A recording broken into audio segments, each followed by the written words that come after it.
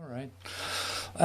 So thank you so much for joining the miracle work today.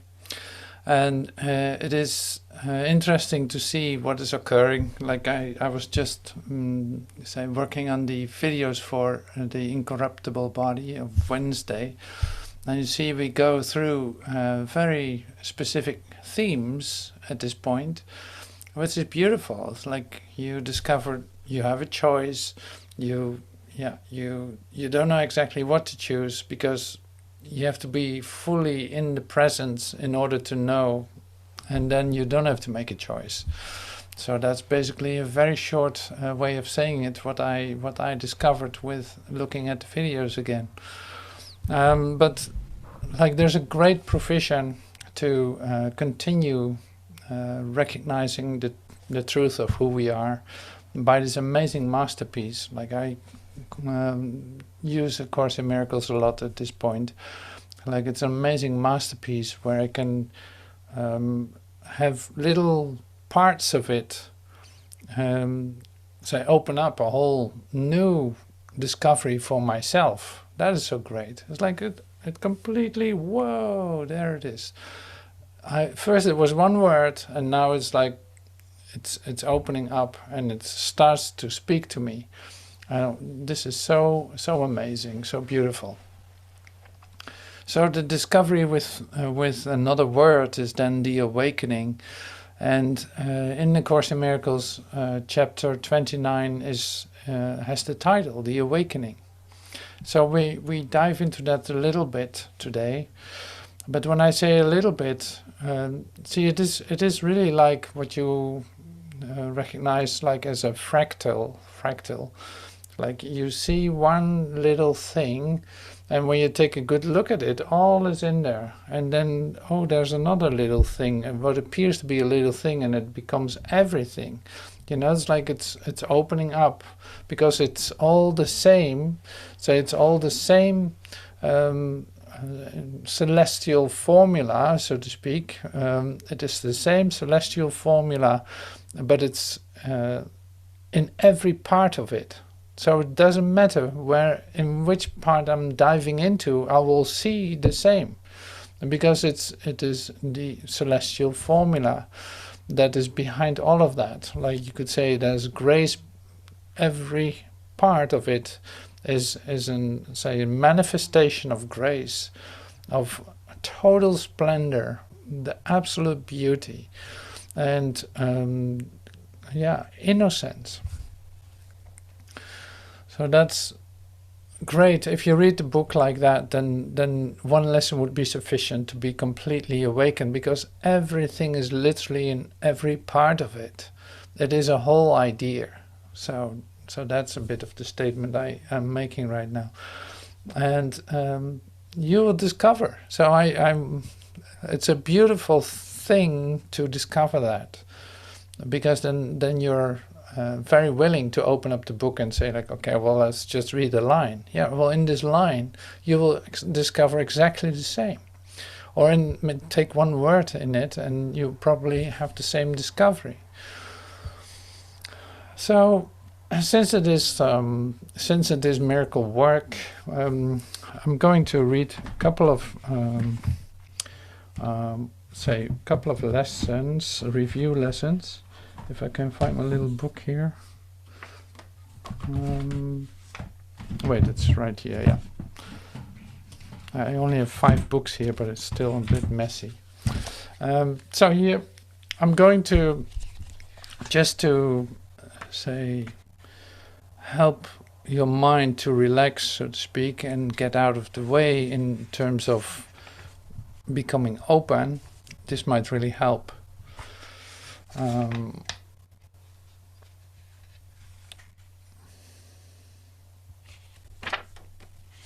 Okay, so here's lesson 12, the review. I am upset because I see a meaningless world. Insane thoughts are upsetting. They produce a world in which there is no order anywhere. Only chaos rules a world that represents chaotic thinking. And chaos has no laws. And no matter if you try to discover them, they have no laws. I cannot live in peace in such a world. I'm grateful that this world is not real and that I need not see it at all unless I choose to value it. And I do not choose to value what is totally insane and has no meaning. A meaningless world engenders fear. The totally insane engenders fear because it is completely undependable and offers no grounds for trust. Nothing in madness is dependable. It holds out no safety and no hope. But such a world is not real. I've given it the illusion of reality and have suffered from my belief in it. Right? I always ask for confirmation. I love that. Now I choose to withdraw this belief and place my trust in reality. In choosing this, I will escape all the effects of the world of fear because I'm acknowledging that it does not exist. God did not create a meaningless world. How can a meaningless world exist if God did not create it? He is the source of all meaning. And everything that is real is in his mind with a capital M. It is in my mind with small m too, because he created it with me. So why should I continue to suffer from the effects of my own insane thoughts? That's a very good question to start the day with. Why should I continue to suffer from the effects of my own insane thoughts when the perfection of creation is my home? The perfection of creation is my home. So why should I continue to suffer from the effects of my own insane thoughts when the perfection of creation is my home? Let me remember the power of my decision and recognize where I really abide. My thoughts are images that I have made. Whatever I see reflects my thoughts. It is my thoughts that tell me where I am and what I am. The fact that I see a world in which there is suffering, loss and death shows me that I'm seeing only the representation of my insane thoughts and am not allowing my real thoughts to cast a beneficent light on what I see. Yet God's way is sure. The images I have made cannot prevail against him because it is not my will that they do so. My will is his, and I will place no other gods before him. I have no neutral thoughts. Neutral thoughts are impossible because all thoughts have power. They will either make a real world, they will either make a false world, or lead me to the real one. But thoughts cannot be without effects. That was the thing that we were doing yesterday. You choose for fear, you go into fantasy, into fear, imagining. You choose for love, everything dissolves. And what is represents itself, so you don't have to make up an image. They will either make a false world or lead me to the real one, but thoughts cannot be without effects. As the world I see arises from my thinking errors, so will the real thoughts rise before my eyes when I let my errors be corrected. My thoughts cannot be neither true nor false. They must be one or the other. What I see shows me which they are. So whether they are true or whether they are false. So two more. I see no neutral things. What I see witnesses to what I think. If I did not think, I would not exist, because life is thought. Let me look on the world I see as the representation of my own state of mind. I know that my state of mind can change, and so I also know the world I see can change as well. I'm not alone. I'm not alone in experiencing the effects of my seeing. I have no private thoughts. So if I have no private thoughts, I cannot see a private world. Even the mad idea of separation, had to be shared before it could form the basis of the world I see. Yet that sharing was a sharing of nothing. I can also call upon my real thoughts, which share everything with everyone. As my thoughts of separation call to the separation thoughts of others, so my real thoughts awaken the real thoughts in them. I'll read that again. As my thoughts of separation call to the separation thoughts of others, so my real thoughts awaken the real thoughts in them.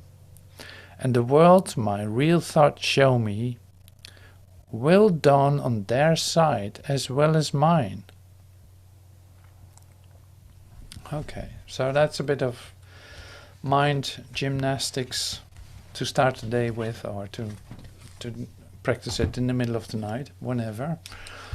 So this is always lovely for me to read it. It's like, oh yeah, wait, everything is in order now. And not that I have to keep it all together, but it's like, okay, it's set for me. I don't have to do anything here, except being alert, being present.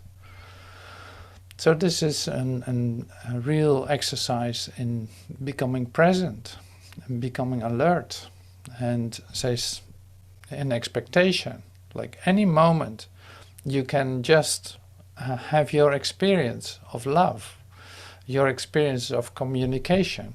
That can happen any moment. So you being open to receive that is the prerequisite for it.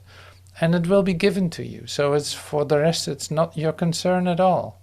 It will be given. So it says in the Course too, it's like, suddenly you have a light episode. Suddenly the light comes in, it's like, oh yes, I love this, I love this. Thank you God, thank you so much.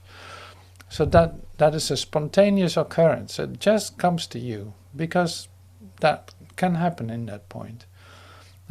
And it might happen in in moments that you actually say like, well, this is not really the time for it, but there it is. It still is there, you know. So these things are happening more and more when you start to practice this and allow and recognize it too. It's like, see that as a real opportunity for you to break, literally to break your day, to break the continuity that you think you're in for a moment, and open up your miracle mind in which everything is possible. So they can be quite disturbing and quite intense too. It's like disturbing in a good sense, of course, because you start to see too that when you experience the miracle, you could call it, or the light episode, you could also see that it's like it confirms your relationship with God. Also that it has nothing to do with time or the thing that you're doing. It is not a payoff for the things that you're doing. Like there's no exchange at all. And this is really good to remember too. So that puts it in a place where it's free. Like there's no reason that it happens. There's no, I don't earn it. So I don't have to behave well and then I'll get it. As a little doggy, I do my trick and then I get my treat. No, it's not like that. So it's spontaneously given, and unconditionally too. Like no conditions at all. And at the same time, you're completely entitled to it, because it is just you communicating with your source, with God, who created you. And of course you're going to have moments of intense recognition and light episodes, because it's light is love, is peace, is happiness, is extension, is innocence. Like that recognition in yourself in that moment blows everything away. Like, why would I care about how the world looks in that moment? Why would I think there's anything outside myself? Yeah, come on in. And so that's really beautiful. I think this is almost a great step to fall into chapter 29. So I'm reading, I think, one paragraph first, and then we'll see what happens. So I can start with a very serious question, or I can start with fun stuff.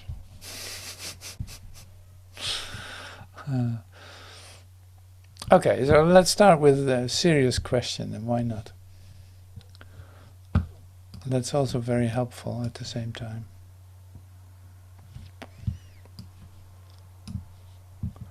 So I'm making it a little bigger, 200, boom. So here. So you have it right here. Forgiveness and peace. This is a bit the theme. Forgiveness and peace. How willing... Oh yeah, I could have sent you a translation, Michelle. I'm sorry for that. I could have done that. I'll give you the references. How willing are you to forgive your brother? How much do you desire peace? Instead of endless strife and misery and pain. Well, this is a bit of the question we had on Wednesday too. Like, how willing are you to forgive your brother? How much do you desire peace instead of endless strife and misery and pain? These questions are the same in different form, yeah. Forgiveness is your peace, for herein lies the end of separation and the dream of danger and destruction, sin and death, of madness and of murder, grief and loss. This is the quote-unquote sacrifice salvation asks, and gladly offers peace instead of this. Swear not to die, thou holy Son of God. You make a bargain that you cannot keep. The Son of Life cannot be killed. He is immortal as his Father. What he is cannot be changed. He is the only thing in all the universe. Now listen to this. He is the only thing in all the universe that must be one. The Son of Life cannot be killed. He is immortal as his Father. What he is cannot be changed. So this is all about you. He is the only thing in all the universe that must be one. So now here it says on the top a really nice thing too. What seems eternal, all will have an end. And here's some examples. The stars will disappear, and night and day will be no more. All things that come and go, the tides, the seasons, the lives of man, and all things that change with time and bloom and fade will not return. Where time has set an end is not where the eternal is. God's Son can never change by what man made of him.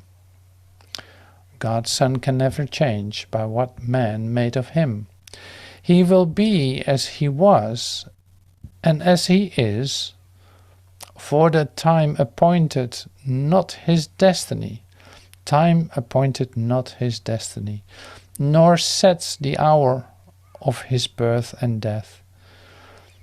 Forgiveness will not change him, but time waits upon forgiveness, that the things of time may disappear, because they have no use.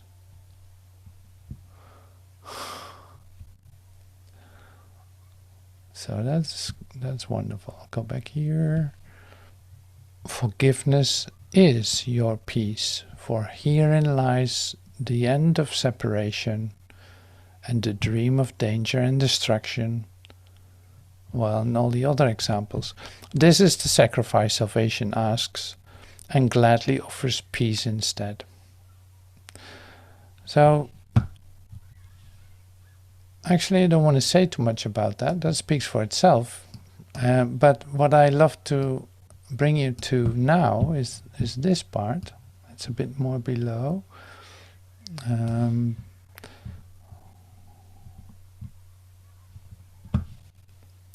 That is this.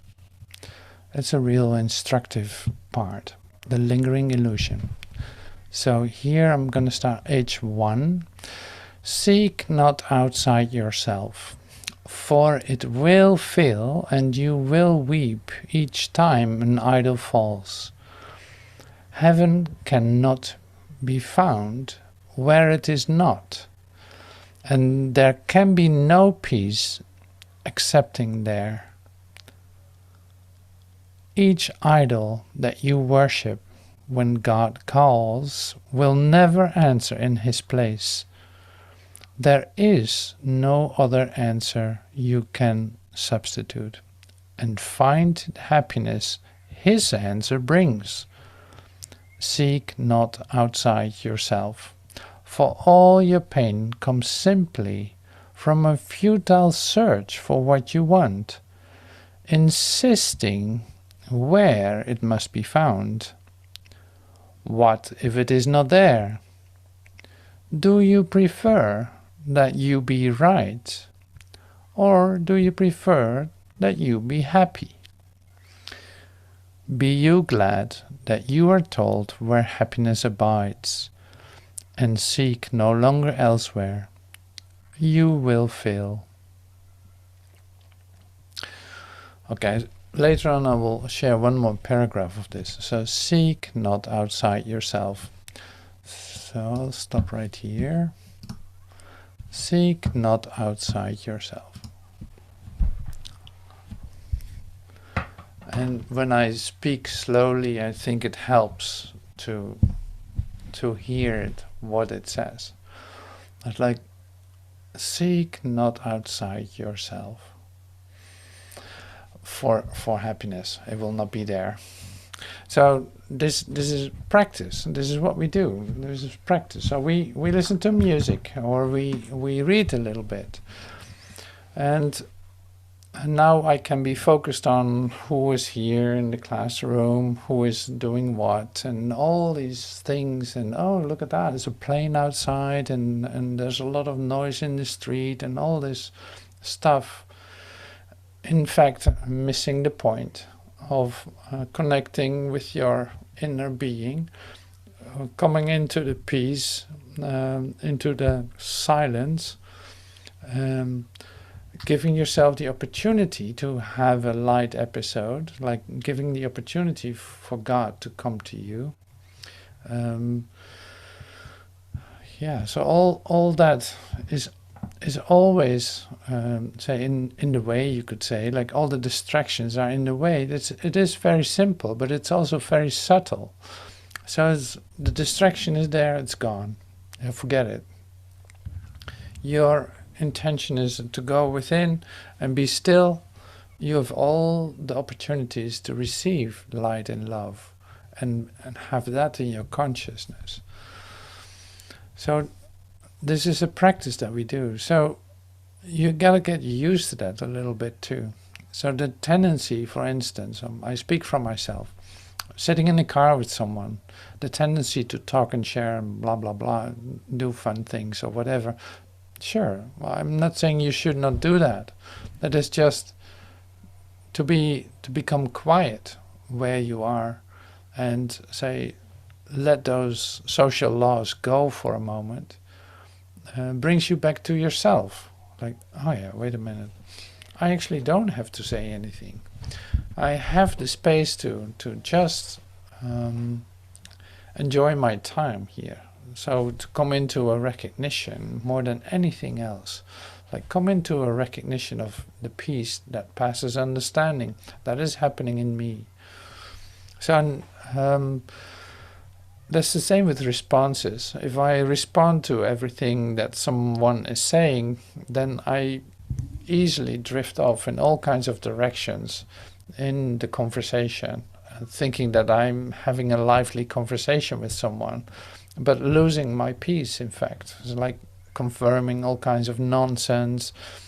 It's the same as what we shared in the beginning with the lessons. Like you confirm either a real idea or you confirm a fantasy or distraction or temptation or whatever you want to call it, and you experience the pain of that. So it's like you delay your time for your salvation. And it is not that you need to be needlessly occupied about it, that you say continuously are worried about if you do the right thing. That's not what this is about either. So you got to find modus vivendi, like you have to find a way of living with that, your spiritual new rhythm of response, and say focus. So to have that in your awareness during the day is great exercise, to stay with that and take that with you wherever you go. It's like, okay, here's my other option. So I always have like my other option in my pocket. I have another option, and that is turn within. Don't seek outside yourself, turn within, no matter where I am. So I'm closing my eyes in the middle of a conversation.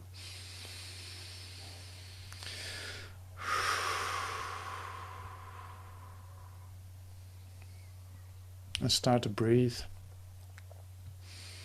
Well, when I started to practice that, there were responses from my surroundings too, to say like, well, you always sit there with your eyes closed, what's wrong with you? And then it's like, I didn't even respond to that either. It is your choice. It is your integrity, you could say. It's your desire for peace. So how important is that for you? That was one of the first questions we read. Like, how important is peace for you? Like, if that is very important because you don't want to hurt anyone and get hurt yourself, that becomes like your top priority, to stay with your peace.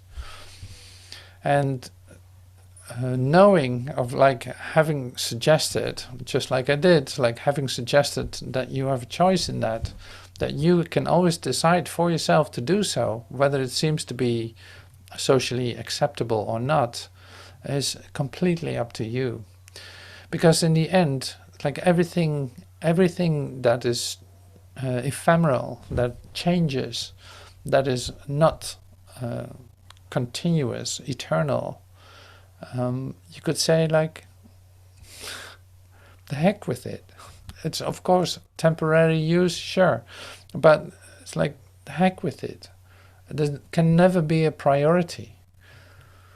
It can never be a priority.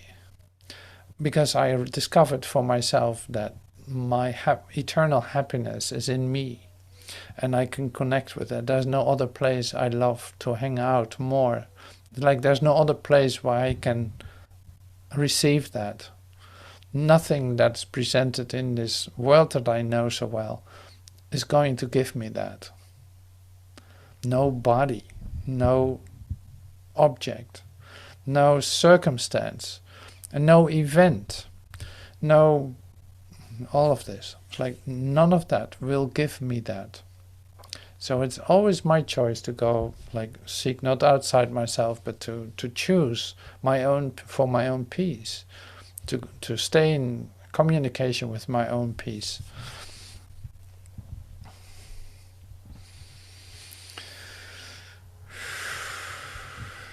So, and you discover for yourself too that the energy that you gave away outside yourself to the idols that you idolized for just a moment, like, but all the energy that you gave away and that made you so exhausted, and that made you so tired, and so all of that, you start to feel that it comes back to you. In the sense, you don't lose it.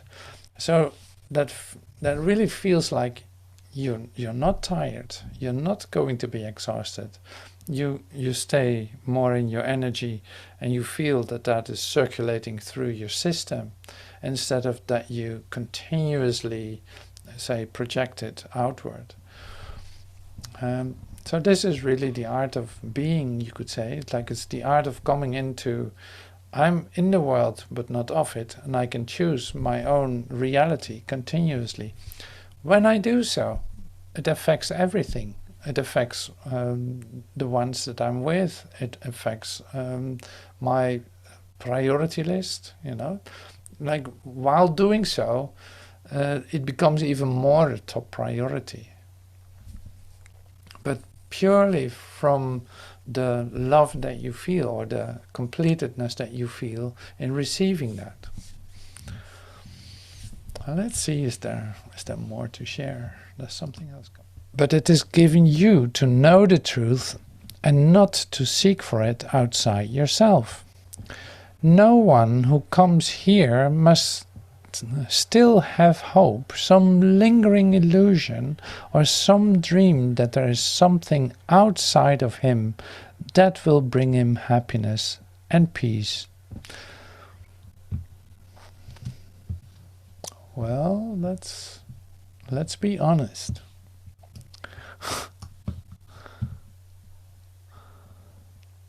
While everything is in him, this cannot be so.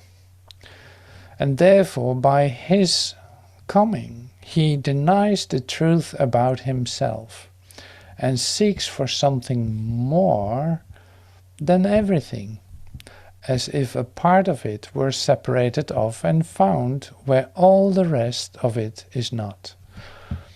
This is the purpose he bestows upon the body, that it seek for what he lacks and give him what would make himself complete.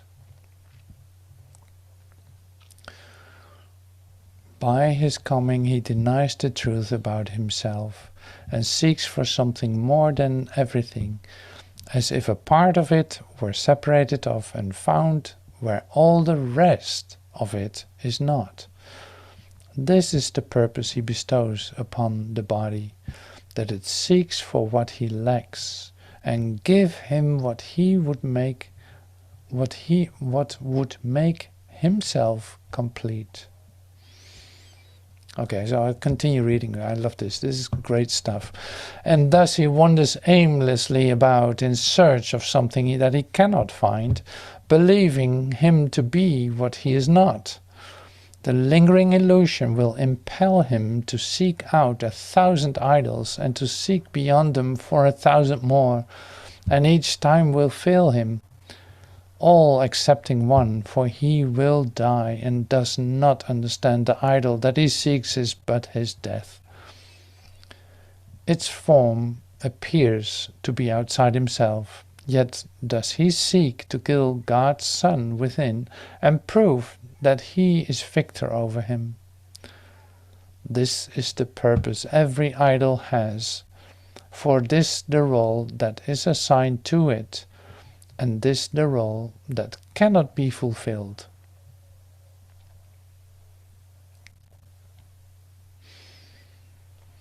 See, you have to read, you have to go through this. This is so great. It's such a beautiful chapter.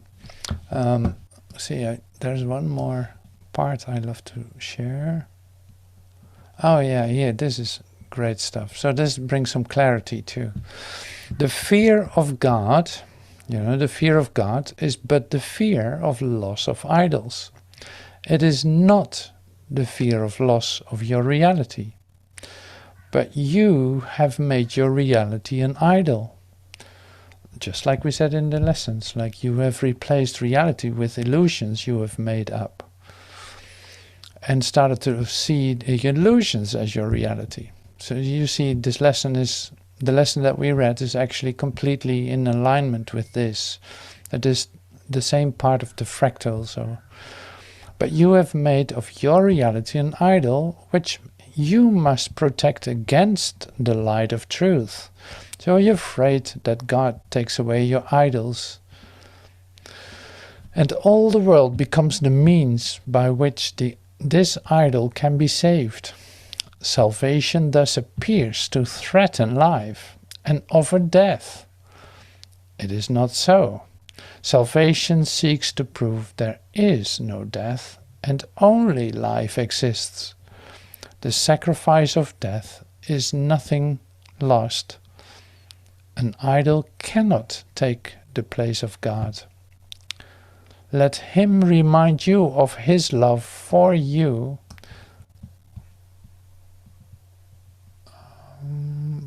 Yeah. And what was the last word? Your love for you. And do not seek to drown his voice in chants of deep despair to idols of yourself. Seek not outside your Father for your hope, for hope of happiness is not despair.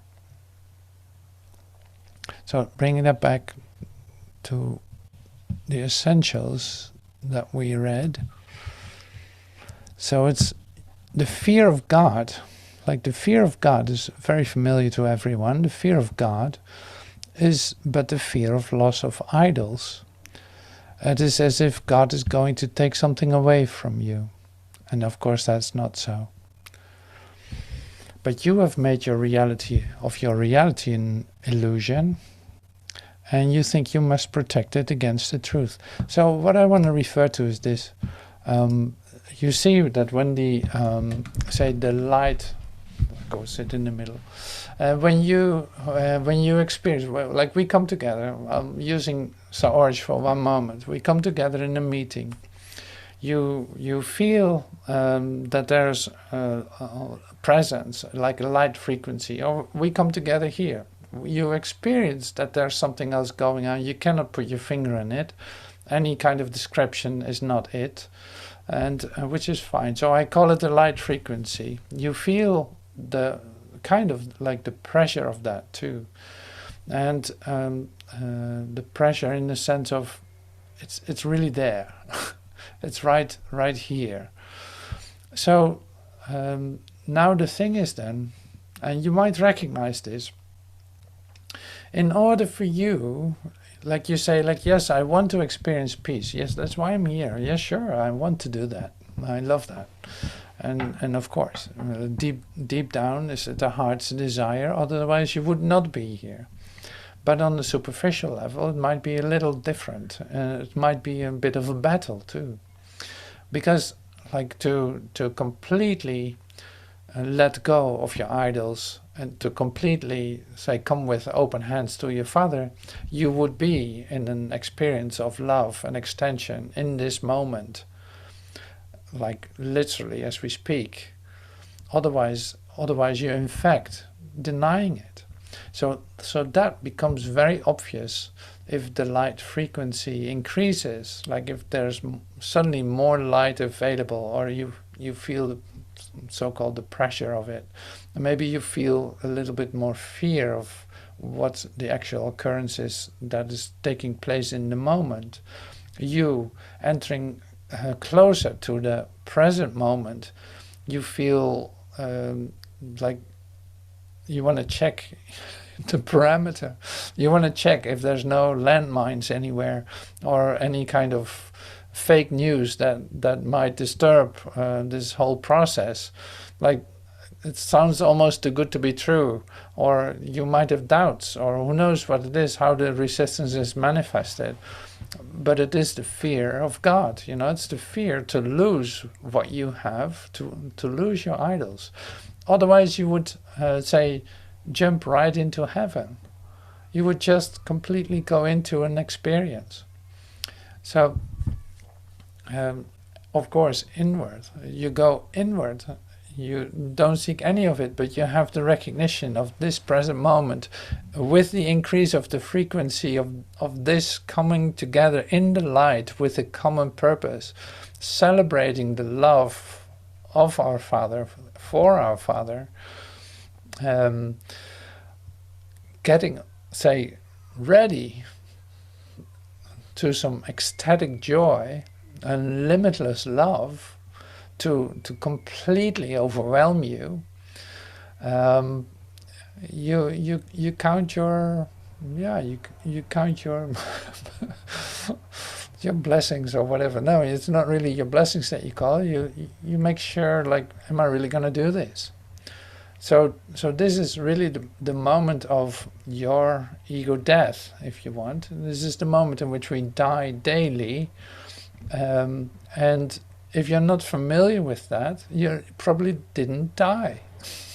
So continually being present in every of these meetings is in fact this opportunity to allow yourself to come to the edge of it, feel the light rays, say, literally coming down to your consciousness, coming so close into your consciousness that it becomes an absolute right in your face question.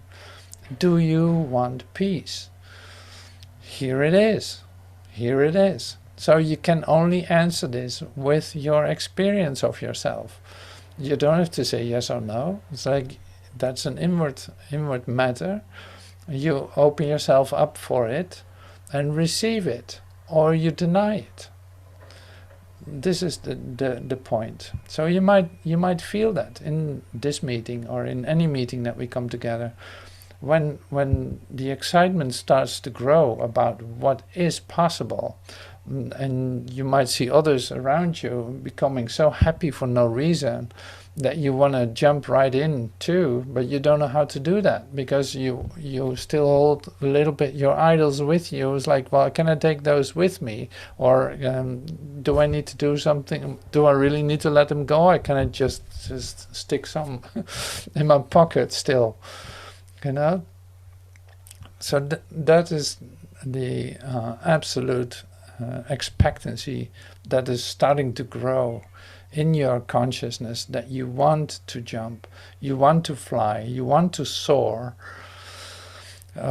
above, you want to soar, you want to jump right into heaven. Now you've heard so much about it, you can feel it almost, you can almost touch it, and you're so fed up with your idols and your tiredness and your fatigue and your whatever other things were in there, depression.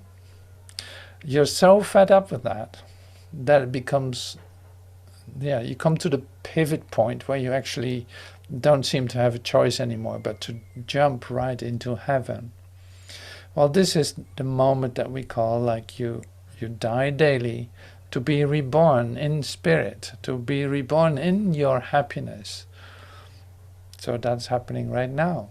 So that's that's your choice. That's your choice. Are you willing to experience peace, or you want to hold on to your idols? Seriously, like, you don't have to give me an answer. I will see your answer, and just in you allowing yourself to fall right into that and to completely trust what is given.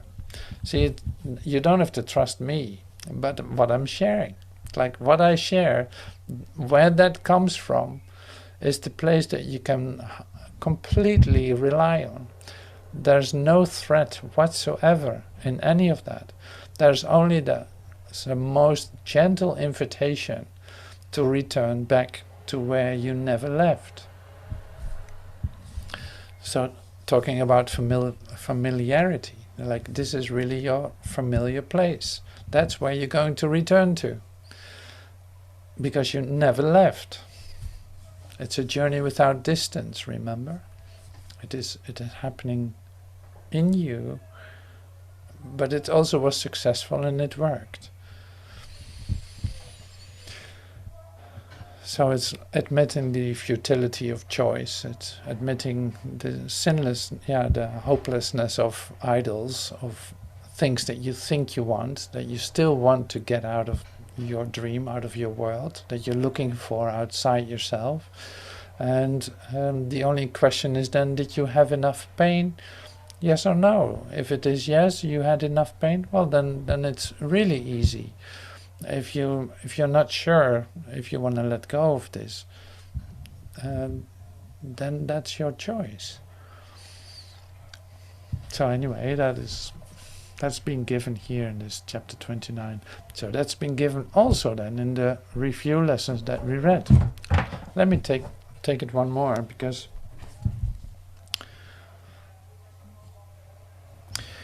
I have no neutral thoughts. Neutral thoughts are impossible because all thoughts have power. They will either make a false world or lead me to the real one. But thoughts cannot be without effects.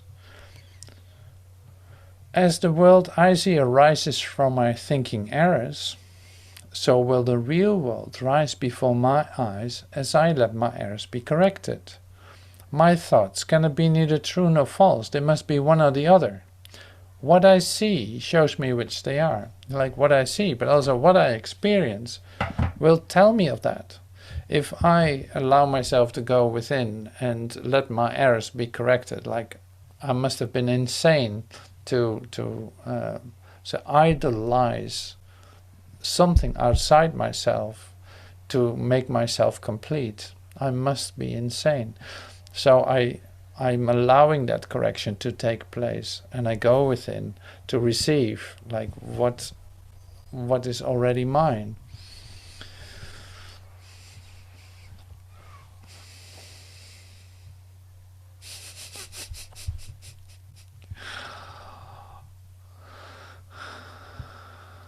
So are you come and hold my hand to jump within into your peace? Are you holding my hand? Shall we do that? So we just jump into the heaven pool.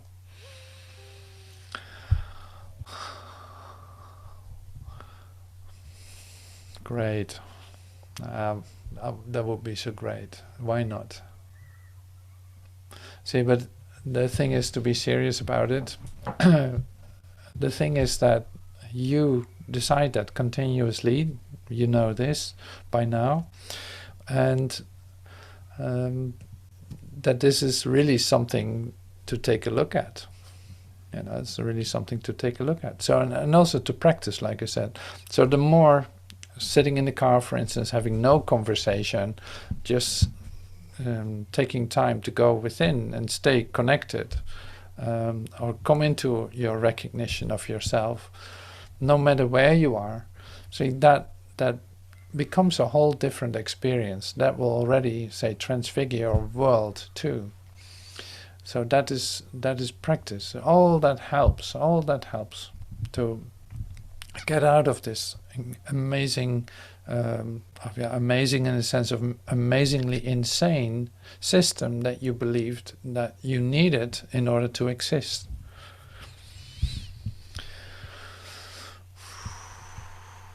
All right.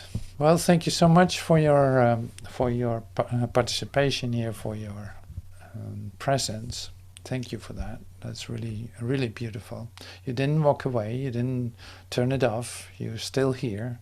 So that's good news. That's that's wonderful.